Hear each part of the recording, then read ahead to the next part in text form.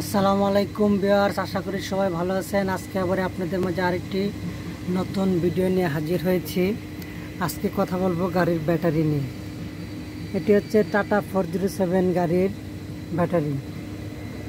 আপনার গাড়ির ব্যাটারি সবই 12 ভোল্টেরই হয়। অনেক গাড়িতে বড় বড় গাড়ি যেগুলো আছে, যেগুলো 16, 15 বা বাস, এগুলোতে অনেকগুলো ব্যাটারি থাকে সংখ্যায়, কিন্তু ব্যাটারি 12 ভোল্টই হয়। আপনারা ব্যাটারির যে জিনিসগুলো চেক করবেন, নিয়মিতভাবে ব্যাটারির পানি চেক করবেন, ঠিক আছে? আপনার ব্যাটারিতে পানি যদি ফুরিয়ে যায় তাহলে কিন্তু ব্যাটারির সমস্যা দিবে, ব্যাটারি ট্রাভেল হয়ে যাবে।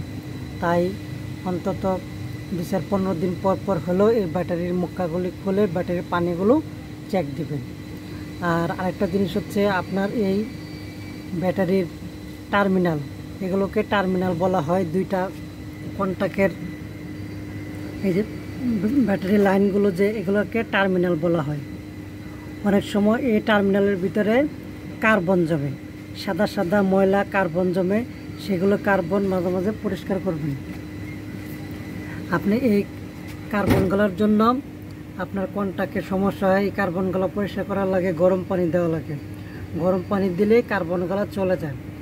গরম পানি দিয়ে তারপরে একটি সিরিজ কাগজ দিয়ে হালকা ডলার দিলে এই কার্বনগুলো থাকে না। কার্বনগুলো যদি থাকে তাহলে আপনার গাড়ি স্টার্টের সমস্যা হবে এবং কন্টাক্ট পেতে সমস্যা হবে। কন্টাক্ট পাবে না, সেই কারণে স্টার্টে প্রবলেম করবে। তাই আমরা নিয়মিতভাবে এই আমার ব্যাটারিতে কার্বন আছে কি না, কার্বনগুলো পরিষ্কার করব। আর নিয়মিত আমি ব্যাটারির পানি চেক দিব। আর যদি সম্ভব হয় তাহলে নিকটস্থ ব্যাটারির যে সার্ভিস কেন্দ্র আছে, বিভিন্ন কোম্পানির ব্যাটারির কোম্পানিতে ব্যাটারি চেকিং করেন, মানে মেশিন লাগিয়ে ব্যাটারি চেক দিয়ে ব্যাটারি ঠিক আছে কিনা। আমরা মাসে বা 2 মাসে একবার ব্যাটারি চেক করব ওই সার্ভিসে গিয়ে। আজকে পর্যন্ত সবাই ভালো থাকবেন।